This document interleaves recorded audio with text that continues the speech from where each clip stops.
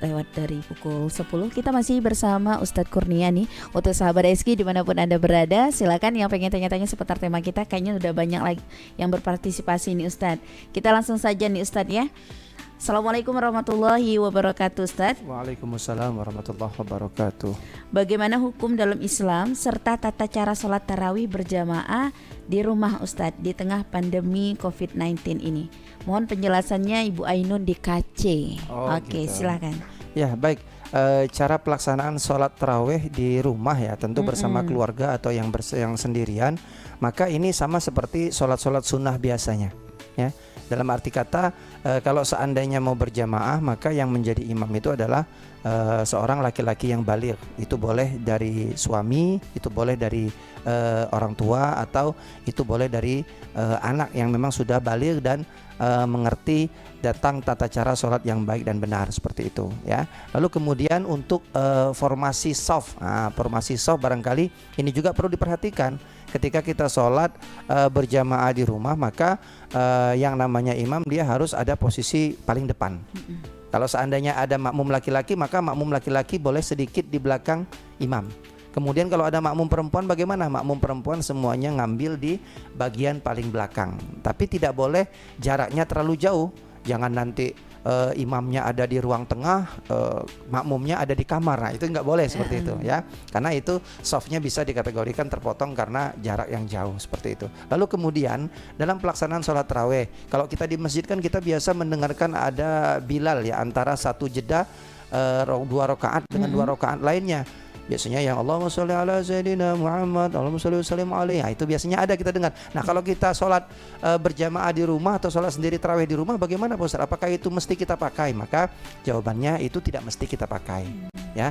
Dan untuk mengganti itu bisa kita dengan beristighfar ya. Jadi jarak antara 2 rakaat pertama dengan 2 rakaat setelahnya itu kita isi dengan istighfar, lalu kemudian kita tutup dengan sholawat, baru kemudian kita bangkit berdiri untuk 2 rakaat berikutnya seperti itu ya. Oke. Ya. Terima kasih Ustadz. Kita lanjut lagi. Ini ada pertanyaan lagi nih dari siapa ini? Assalamualaikum warahmatullahi wabarakatuh. Waalaikumsalam warahmatullahi wabarakatuh. Saya Yuyun di Air Hitam Ustadz. Sudah selama Ramadan ini kami bingung antara tarawih di rumah atau di masjid dekat dengan rumah karena wabah corona. Kalau seandainya kita ragu seperti itu, apakah kita harus ke masjid Ustadz? Tapi di masjid pun kita merasa was-was juga. Nah bagaimana pendapat Ustadz sendiri? Silakan. Kalau saya pribadi dengan kondisi pertanyaan yang sangat-sangat baik tadi ya, dalam arti kata kita ini ragu, kalau di rumah ini kita ragu, kita pengen ke masjid karena ke masjid itu ada nilai keutamaan berjamaahnya, apalagi dilakukan dengan beramai-ramai, itu tentu memberikan semangat ya, semangat bagi kita untuk melaksanakan ibadah itu. Tapi yang jadi soal tadi di kalimat terakhir pertanyaan itu, ketika kita sudah ada di masjid kita ada rasa was-was juga. Nah, jadi bagaimana itu solusinya? Maka solusinya dalam hal ini kita melaksanakan sholat tarawih itu lebih baik di rumah. Saya mengatakan demikian kenapa? Karena pertama ini adalah ibadah sunnah.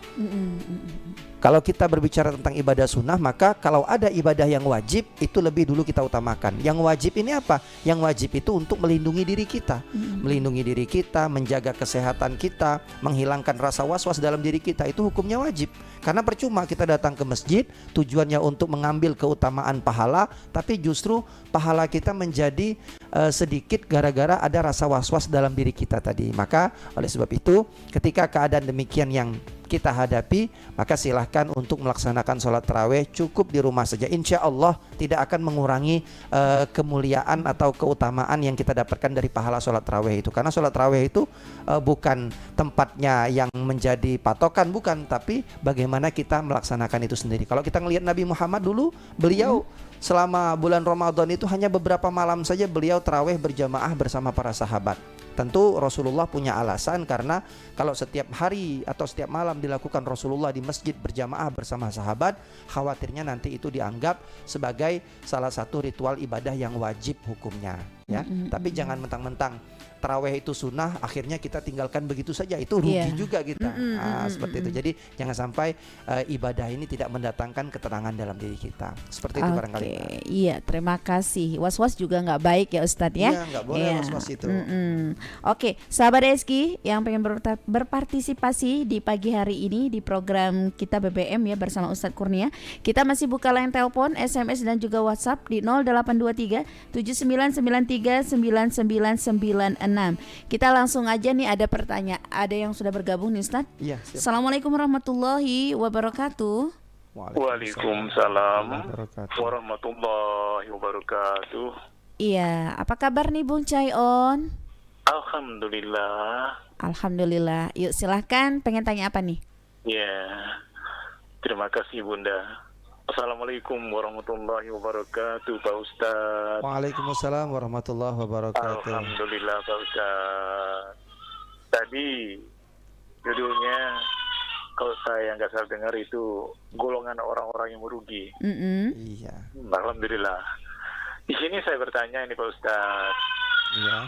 Misalkan di bulan suci Ramadan, kita ini termasuk golongan orang merugi apabila tidak full 29 ataupun 30 hari Ramadan kita tidak berpuasa.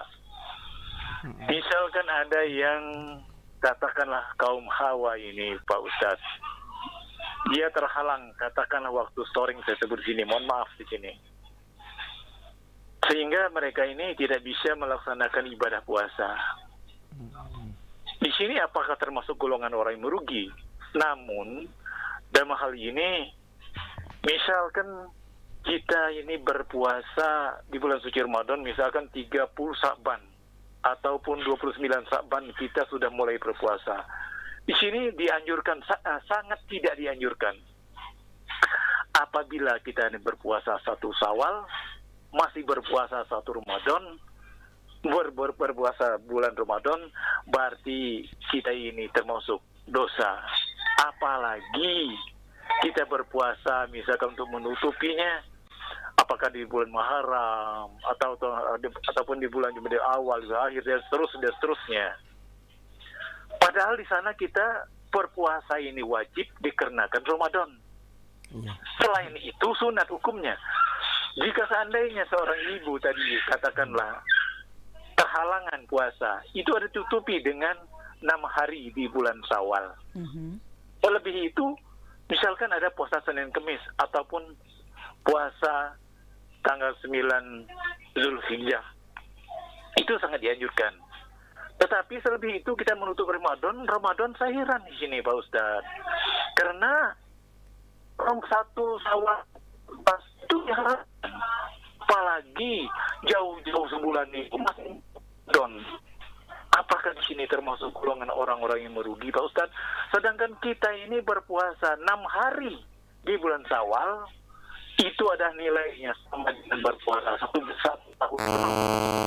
Ini sudah melebihi, sedangkan kaum Hawa storing misalkan 6 hari. 6 hari ini untuk bisa menutupi kekurangan bagi kaum Hawa tadi. Mohon penjelasan Pak Ustadz. Terima kasih. Minal aidin wal faizin. Wassalamualaikum warahmatullahi wabarakatuh. Waalaikumsalam warahmatullahi wabarakatuh. Terima kasih Bung Caion sudah bergabung di pagi hari ini. Tapi untuk jawabannya kita tahan dulu ya Ustadz ya. Jangan kemana-mana untuk sahabat Eski, tetap di Eski Radio Pangkal Pinang, jembatan motivasi dan inspirasi keluarga Islami.